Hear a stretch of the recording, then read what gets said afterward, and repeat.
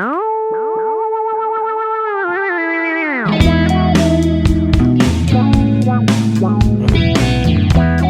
किया जाए, बहुत माहौल बिगड़ रहा है। बहती गंगा में हम भी हाथ धोएंगे और उसी की शुरुआत करते हैं। डिस्क्लेमर आखिरी में, अभी रायता फैलाना चालू करते हैं, ठीक है? चलें शुरुआत करें। भाई हमारे हिसाब से तो जावेद अख्तर साहब को एक ही बात कह देनी चाहिए थी, हम नहीं खेल रहे। हम नहीं नहीं, उनको बोलना चाहिए था कि अबे हम नहीं मान रहे। अब ऐसे नहीं, हम नहीं मान रहे ऐसे नहीं बोला जा सकता, उसका एक स्पेसिफिक कंटेक्स्ट है, आर्ग्यूमेंट है, तब जाकर के बोला जाएगा। तो ये जरा लगा दें। आजकल कॉपीराइट बहुत चल रहा है, तो यही देखते हैं। तमाम तारीफें उस क्रिएटर के लिए जिसने इस यूनिवर्स को एक मकसद के तहत पैदा किया। रिस्पेक्टेड जनाब जावेद अख्तर साहब, मिस्टर सौरभ द्विवेदी साहब और respected audience, thank you for being here today. आज की डिबेट में क्योंकि हम बात करने वाले हैं डज गॉड एग्जिस्ट की टॉपिक पर, तो ये ऐसा टॉपिक है जिसके मुताल्लिक कोई भी डिसीजन लेने के लिए अलग अलग स्टैंडर्ड हो सकते हैं, बिल्कुल हो सकते हैं, बहुत बेहतरीन। लिहाजा डिबेट शुरू करने में ये जरूरी है कि हम ये जान लें कि आज के इस टॉपिक पर कौन सा स्टैंडर्ड सही होगा, कौन सा गलत होगा। आप कैसे तय करेंगे? मतलब ठीक है, उस दिन के लिए कर लो, बढ़िया, बहुत बेहतरीन खेला भाई उन्होंने।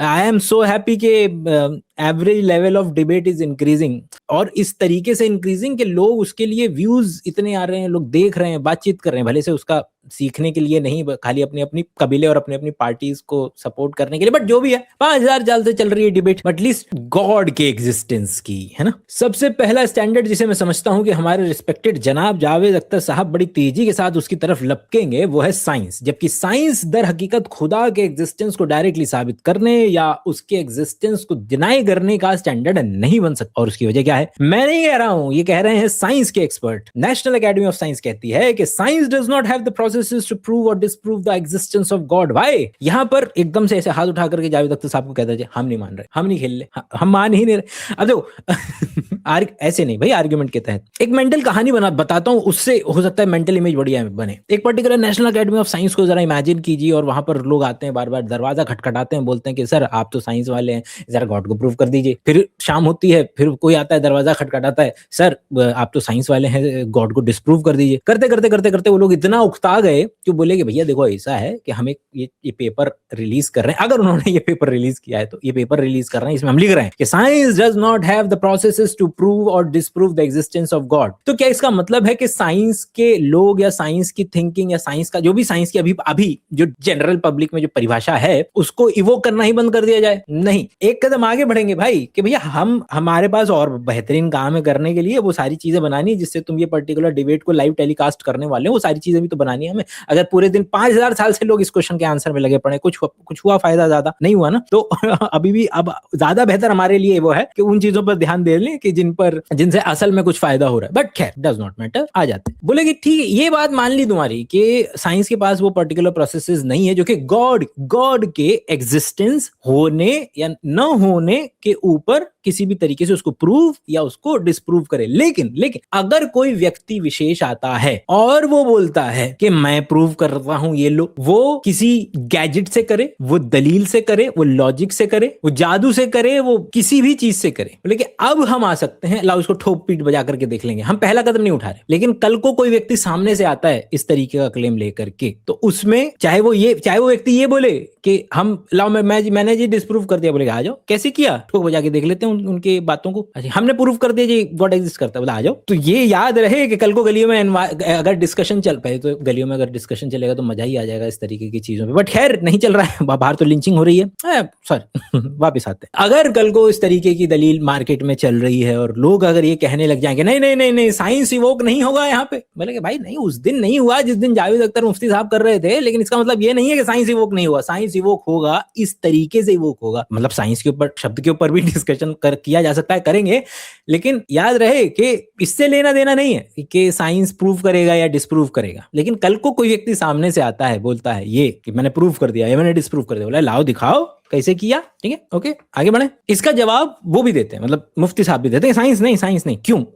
उनका सुन लेते हैं। पहले तो हमने इसी आइडिया को एक्सट्रापोलेट करके देख लिया कि पूरा स्टेटमेंट क्या है। Science does not have the processes to prove और disprove the existence of God, but unless and until somebody comes to my door and says that I have proved और I have disproved the existence of God, then will come. Will मतलब क्या, मैं पता नहीं, मैं science को क्यों represent कर रहा हूं, क्योंकि साइंस का ताल्लुक एम्पेरिकल एविडेंसेस से है। एम्पेरिकल एविडेंसेस का ताल्लुक हमारे नेचुरल और फिजिकल वर्ल्ड से है। फिजिकल याद रखिएगा, ये आगे जरूरत पड़ेगी, फिजिकल मेटाफिजिकल, जबकि गॉड नॉन फिजिकल चीज है, मेटाफिजिकल चीज है या सुपर नेचुरल रियलिटी है। लिहाजा नेचुरल चीजों की जो रियलिटी है, नेचुरल नॉन फिजिकल रियलिटी को आप उस टूल के साथ चेक कर सकते हैं जिसका काम फिजिकल रियलिटी को तलाश करना है। लिहाजा आज की डिबेट में गॉड के एग्जिस्टेंस को साबित करने या उसको डिनाई करने में साइंटिफिक एविडेंसेस को एक्सेप्ट नहीं किया जाएगा।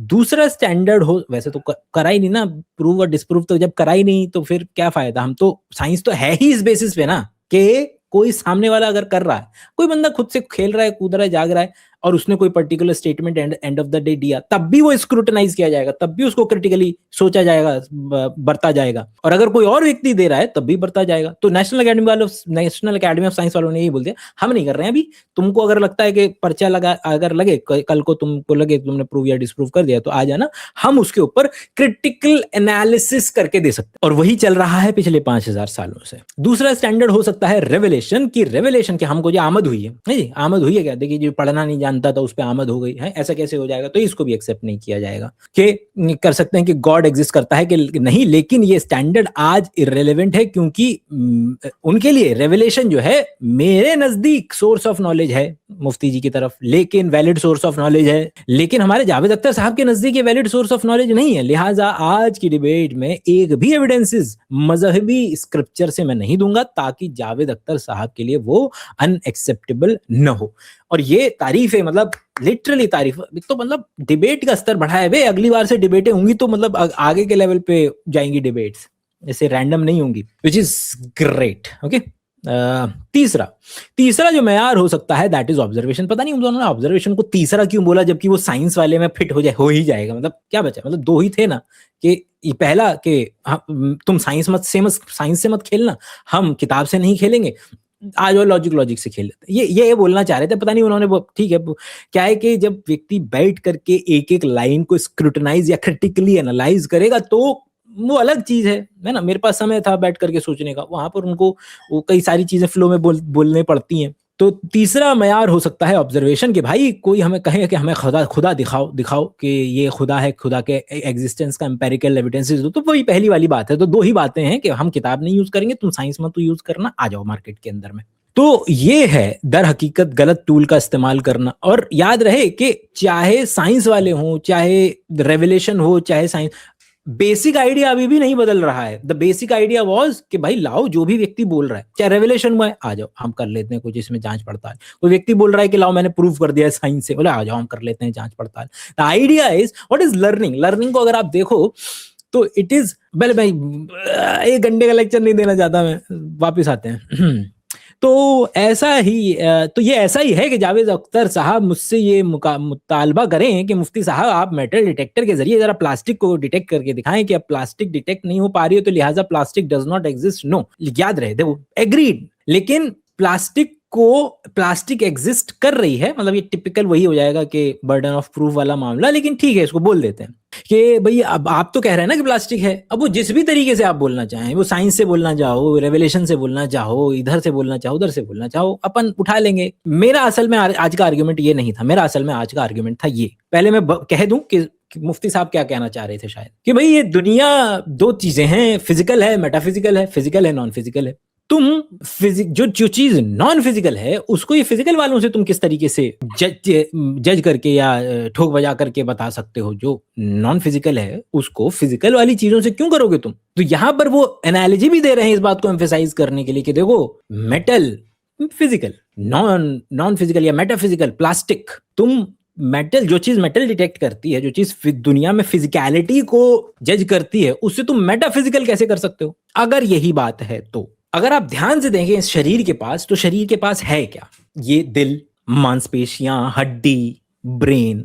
लेकिन इन सभी ऑर्गन्स में से ब्रेन ऑर्गन अलग है क्योंकि वो एक ऐसी प्रॉपर्टी को पैदा करने की क्षमता रखता है which is not physical. Mind is not physical. Mind तो फिजिकल नहीं है ना, ब्रेन फिजिकल है लेकिन माइंड फिजिकल नहीं है। और अगर मैं ध्यान से देखूं तो मेरे पास माइंड के अलावा है ही क्या? मुझे लॉजिक बनाना हो, मुझे तुक्के बनाने हो, मुझे गेस करना हो, which is the true way to find any knowledge. I know कि नॉलेज तुक्के से आती है। इट मे साउंड बिजार मेरे लिए भी, लेकिन मैं अभी इसको इवोक नहीं कर रहा हूँ, कभी और जिक्र करेंगे, क्योंकि ये पूरा पूरा सिस्टम ऐसा है ना यार कि अभी औकात नहीं, चालू नहीं किया मैंने पढ़ना, और जस्ट बिकॉज के वीडियोस में व्यूज आएंगे मैं कर रहा हूँ। आई एग्री कि वीडियोस में व्यूज आएंगे इसलिए बना रहा हूँ, पता नहीं आएंगे कि नहीं आएंगे, बट खैर आइए। मेरे सभी ऑर्गन्स फिजिकल एंटिटी हैं, मेरा ब्रेन फिजिकल एंटिटी है, लेकिन फिजिकल एंटिटी ही तो जन्म दे रही है इस माइंड को, इस मेटाफिजिकल चीज को। और यही मेटाफिजिकल चीज से मैं हर चीज, ये फिजिकल एक्सरे, मैं केवल क्या सकता हूं, मैं केवल सकता हूं विजिबल स्पेक्ट्रम, लेकिन मैं उस ही माइंड की मदद से x ray, radio wave, electromagnetic spectrum, जो चीज मैं नहीं देख सकता, नहीं फील कर सकता, वो एब्स्ट्रैक्ट कॉन्सेप्ट भी, इन्फिनिटी, ये सब भी इस माइंड, इस नॉन फिजिकल चीज से तो कर रहा हूं। मैं असल में एक नॉन फिजिकल चीज से ही इस फिजिकल रेल्म की भी एग्जिस्टेंस, इस फिजिकल रेल्म को भी समझने की कोशिश करता हूं, इसकी एक्सप्लेनेशंस देने की कोशिश करता हूं, और इस ही माइंड नॉन फिजिकल चीज से मैं उन एब्स्ट्रैक्ट कॉन्सेप्ट्स को भी एक्सप्लेन करने की कोशिश करता हूं। तो मैं नॉन फिजिकल से फिजिकल भी एक्सप्लेन कर रहा हूं, नॉन फिजिकल से फिजिकल, नॉन फिजिकल भी एक्सप्लेन कर रहा हूं। दोबारा से बोलूं, मैं ब्रेन नॉन फिजिकल से फिजिकल भी एक्सप्लेन करने की कोशिश कर रहा हूं, और मैं नॉन फिजिकल से नॉन फिजिकल भी एक्सप्लेन करने की कोशिश कर रहा हूं, एब्स्ट्रैक्ट कॉन्सेप्ट्स। 10⁻100 ये एक एब्स्ट्रैक्ट इसलिए है क्योंकि इस यूनिवर्स में एटम ही 10⁻80 है, लगभग। अगर मैं 10⁻100 मैंने बोल दिया तो उतने एटम भी नहीं है इस यूनिवर्स में। Infinity is a concept which is abstract. Plastic वाला आर्गुमेंट के, तो इस टूल से प्लास्टिक को डिटेक्ट नहीं किया जाता, लिहाजा मैं समझता हूं कि गॉड के एग्जिस्टेंस पर एम्पेरिकल एविडेंसेस का मुतालबा करना एक बचकाना मुतालबा है। और ये हमारे रिस्पेक्टेड जनाब जावेद अख्तर साहब इस स्टेज से अब बहुत आगे निकल चुके हैं। अगर मुफ्ती साहब एम्पेरिकल वाली दुनिया को, फिजिकल वाली दुनिया को हटा रहे थे ये कह करके ये तो फिजिकल है, गॉड तो लाइक मेटाफिजिकल है, एब्स्ट्रैक्ट कॉन्सेप्ट है, लेकिन मेरे पास तो माइंड के अलावा कुछ है ही नहीं ना। और इसके भी तहत में एक बॉटम लाइन जो हमेशा कोशिश रहेगी, जिसकी जो वैलिड रहे, वो ये कि जब जब ये मेटाफिजिकल वर्ल्ड इस फिजिकल वर्ल्ड से इंटरेक्ट करने की कोशिश कर रहा है, तुरंत पकड़ने की कोशिश करो वहां पर। माइंड के अलावा कुछ नहीं ना हमारे पास। माइंड से ही एक्सपेरिमेंट डिजाइन होंगे, माइंड से ही लॉजिक डिजाइन होगा, माइंड से ही एक्सपीरियंस डिजाइन होंगे। और हर बार मैं वहां पर बैठ करके केवल एक चीज करने की कोशिश कर रहा हूं, which is I am trying to explain, I am looking for explanation. और जब मेरा एक्सप्लेनेशन आता है तो मैं क्या करूंगा, एक एजुकेटेड गेस होगा, लेकिन at the end of the day वो गेस ही है। और जैसे ही वो स्टेटमेंट में दूंगा, जैसे वो एक एजुकेटेड गेस में दूंगा, तुरंत मैं उसको क्रिटिकली एनालाइज करने बैठ जाऊंगा, क्रिटिक करूंगा मैं उसको, चाहे मेरा खुद का तुक्का हो, मेरा खुद का गेस हो, चाहे कोई और व्यक्ति आकर के मुझे वो स्टेटमेंट की फॉर्म में दे। I will try to explain it. अब बचता है एक ही स्टैंडर्ड, और वो स्टैंडर्ड है अक्ल, लॉजिक, रीजनिंग। और यही वो स्टैंडर्ड है जिसके तहत गॉड के एग्जिस्टेंस को साबित किया जाएगा। आज के दिन के लिए एग्री कर लेते हैं, लेकिन हम समझ पा रहे हैं कि साइंस वाला पोर्शन वी डिड डिस्कस। दोबारा से 2 पॉइंट हमेशा वैलिड रहेंगे। पहला कि 5000 साल से गॉड के एग्जिस्टेंस को याद रखिएगा। बहुत अच्छी बात कही थी उन्होंने कि मजहब का बात नहीं हो रही है भैया, मजहब पे लाख बुराइयां होंगी, अपन बात कर रहे हैं गॉड पे। आ जाओ, वहां पे आ जाओ। उसमें हल्का सा छोंका जरूर दिख सकता है अब्राहमिक गॉड का, लेकिन गॉड की बात हो रही है, उसमें वो हम कर ही नहीं रहे उसके सेकंड लेवल की बात, विच वाज ब्रिलियंट पॉइंट। और यही है वो स्टैंडर्ड जिसके तहत गॉड के एग्जिस्टेंस को साबित किया जाएगा या गॉड की एग्जिस्टेंस को डिनाई किया जाएगा। लेकिन क्योंकि ये बहुत इंपॉर्टेंट और सेंसिटिव टॉपिक है, इसलिए लॉजिकल आर्ग्यूमेंट भी ऐसा होना चाहिए कि जो कि डेफिनेटिव हो, इनडेफिनेटिव ना हो। जैसे कि 2 और 2 4 बिल्कुल वाजे है, जिसे लॉजिकली रिजेक्ट करना पॉसिबल ना हो। मतलब अकॉर्डिंग टू मुफ्ती साहब 2 + 2 को 4 ही होगा, इस बात को रिफ्यूट नहीं किया जा सकता, विच इज नॉट पॉसिबल। सुनिए, जेमिनाई खुला हुआ है, जेमिनाई को बगल में खोल करके उससे पूछ लेते हैं। जेमिनाई 1.9999999, अगर मैं इसको प्रूव करना चाहूं कि ये 2 है, और अल्टीमेटली मैं प्रूव करना चाहूं कि 2 + 2 4 होता है, उसी तरीके से 2 + 1.99999 भी 4 हो सकता है।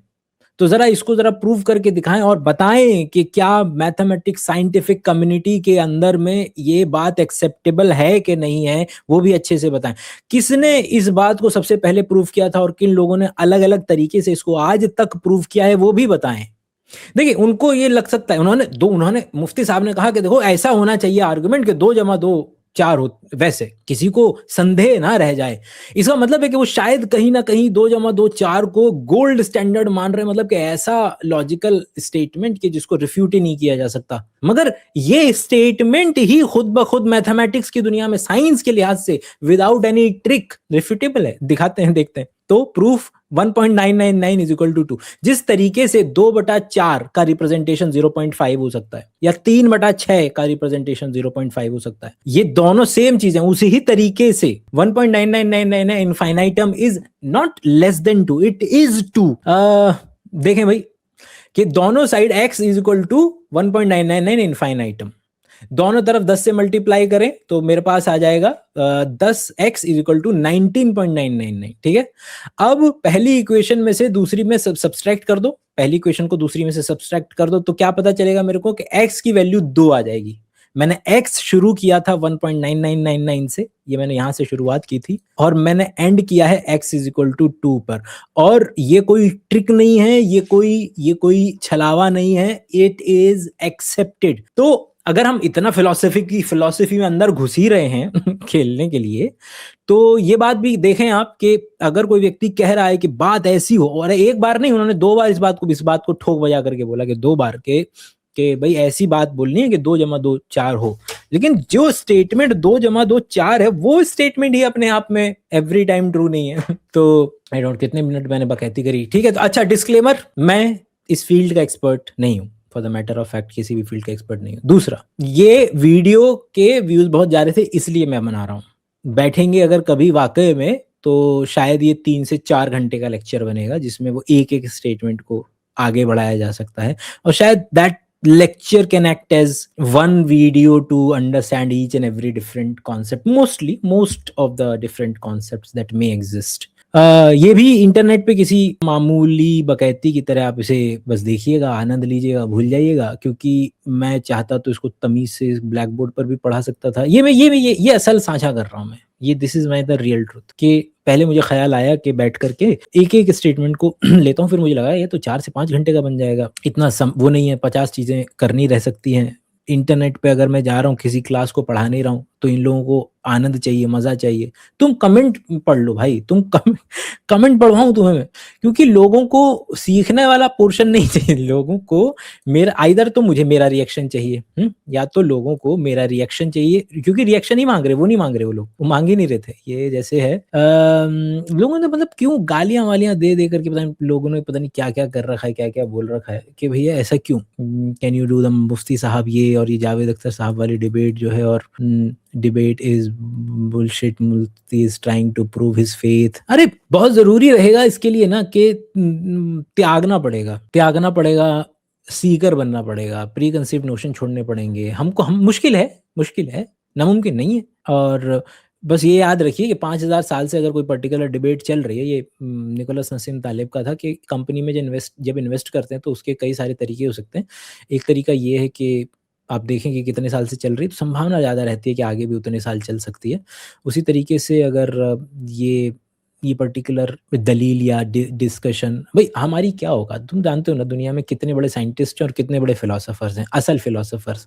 ये इंटरनेट पे मेरी तरह रील पे 30-30 सेकंड चिल्लाने वाले लोगों से ज़्यादा खूबसूरत, इंटेलेक्चुअली स्टिमुलेटिंग लोगों से भरी पड़ी है ये दुनिया। तो अगर वो लोग पिछले 5000 साल से किसी एक मेजर कंसेंसस, एक होता है माइनर कंसेंसस, ठीक है, जैसे कि आरएनए बायोलॉजी के अंदर में अगर आपको मिलेंगे भी कुछ लोग जो एग्री नहीं करते हैं, तो वो 1% पे एग्री नहीं करेंगे ना, 99.9% पे वो लोग एग्री कर रहे होंगे आपस में, जो आरएनए बायोलॉजी में काम कर रहे हैं, है ना, कि आरएनए बायोलॉजी में कि आरएनए कहाँ जाएगा, यही है। एक आध व्यक्ति थोड़ा सा डिफर मान सकता है, लेकिन अगर बात हो रही है इस पर्टिकुलर सवाल की कि गॉड एग्जिस्ट करता है कि नहीं करता, याद रहे वही वाली बात, मजहब नहीं, गॉड एग्जिस्ट करता है कि नहीं करता है, तो फिर उसमें वही कि भैया पहले आ जाओ, सबसे पहले लड़ाई कर लो, गॉड को डिफाइन कर लो पहले। तो अगर इन लोगों ये लोग गॉड को डिफाइन करने बैठ गए होते, तो ये लोग डिबेट ही चालू नहीं कर पाते। तो हमें बहुत सारे ऐसे स्टेटमेंट मानने पड़ते हैं, जिनको हम एक्सियम बोलते हैं कि नहीं-नहीं मान लो, अभी के लिए मान लो, ताकि दलीलों को आगे बढ़ाया जा सकता है, वरना तो वो डिफाइन करने में ही हमारी आज का दिन चला जाएगा और फिर हम घर अपना यहीं बैठे रह जाएँगे। तो ये शोमैनशिप है, मज़ा लीजिए, आनंद लीजिए, लेकिन अगर if you actually are serious about it, तो वो सारे टूल आपके पास एग्ज़िस्ट करते हैं, कि जिनका इस्तेमाल करके आप सच में इनकी जानकारी इकट्ठा कर सकते हैं, और उसमें कम से कम नहीं तो मरे से मरे 10 साल लगेंगे। सोचने में, विचारने में, जानने में, बूझने में, दुनिया की चीज़ों को पता करने में, और तब जाकर के भी आप अपने लिए कुछ ढूँढ पाएँ तो ढूँढ पाएँ, दुनिया के लिए तो नहीं ढूँढ पाएँगे, बट ठीक है, इट्स ओके। आई होप कि मज़ा लिया हो, आनंद लिया हो। अब मिलते हैं अपने अगले वीडियो में, कुछ जिन चीज़ों पे मेरी थोड़ी-सी एक्सपर्टीज़ है, वो पर्टिकुलर चीज़ें, इन्हीं का इनको एंकर बना करके उन चीज़ों को लाने की कोशिश करूँगा। अगेन दिस वाज़ माय मैं डिस्क्लेमर दे कर के जा रहा हूँ कि अपना कोई एक्सपर्टीज़ नहीं है, ना तो लॉजिक में, ना तो आर्गुमेंट में, ना तो फिलॉसफी में। हाँ, पढ़ रहे हैं आजकल, कोशिश करते हैं, बट ये 2-3 चीज़ें मेरे ज़हन में थी, तो सोचा कि शो कर देते हैं। एक और आर्गुमेंट था जो कि मैं रिकॉर्ड कर रहा हूँ तो दोबारा नहीं बैठूँगा, तो सोक्रेटिस वाला, Socrates the dream of Socrates वाले में, कि किस तरीके से उसके अंदर में भी यही आर्गुमेंट था, वो 2+2 4 वाला डेफिनिटिव प्रूफ वाला। बट खैर, अब ज़्यादा समय हो जाएगा, मिलते हैं अगली वीडियो में, तब तक के लिए अपना ख़्याल रखें। Bye bye.